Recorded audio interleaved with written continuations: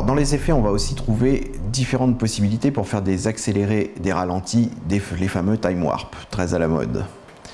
Donc comment ça se gère? J'ai deux possibilités. Je pourrais faire un accéléré complet via le motion effect, mais qui serait lui linéaire, c'est-à-dire que je peux mettre tout à 200% ou tout à 50%.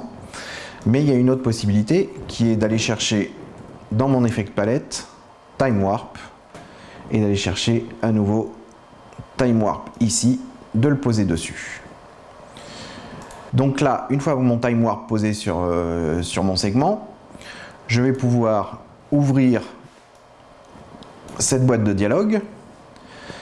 Je vais pouvoir afficher mes deux écrans pour gérer mes accélérés. Donc là, on voit que ma vitesse est à 100%. Ici, on voit que la position est linéaire. Donc je peux agrandir ça à volonté. Je peux aussi diminuer si j'ai besoin d'aller à plus de 200 ou 300% pour voir ça. Je peux ensuite zoomer sur certaines parties. Enfin voilà, ça c'est les petites choses qui vont me permettre de travailler.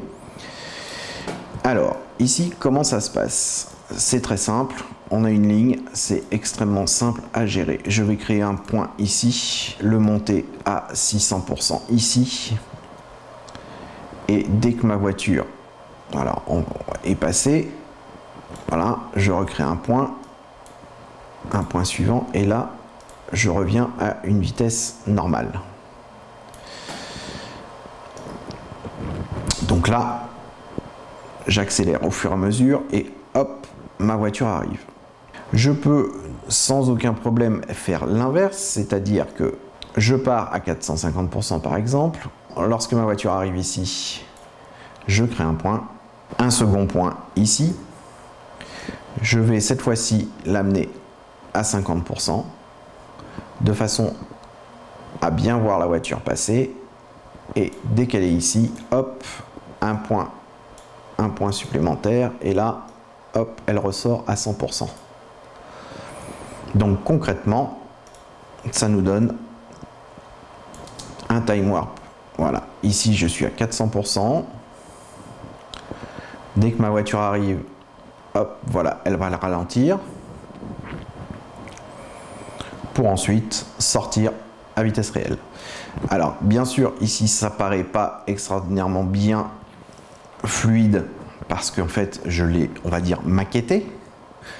Maintenant, si je réouvre et que ici, je lui demande non pas un duplicated field, mais un fluid motion, il va me créer des images manquantes, m'interpoler des images. En dessous, j'ai la possibilité de travailler et de lui dire que par exemple, j'ai des fichiers entrelacés en entrée, mais je le veux en progressif en sortie. Donc ça, c'est des petits détails en plus. Je peux lui rajouter du strobe. Je peux travailler directement sur la durée ici. Je vais fermer ça. Je vais aller voir jusqu'où, voilà, ici ça ne m'intéresse plus, mon image est gelée, je vais couper, de façon à calculer moins d'images. Puisque là, si je fais lecture, ça ne marche pas. Le fluid motion ne marche que si je le calcule. Voilà, donc évidemment, là vous avez vu, j'ai fait un beau time warp pour vous faire un accéléré sur mon calcul. Et ça donne ça. Voilà, là l'accéléré est quand même plus joli.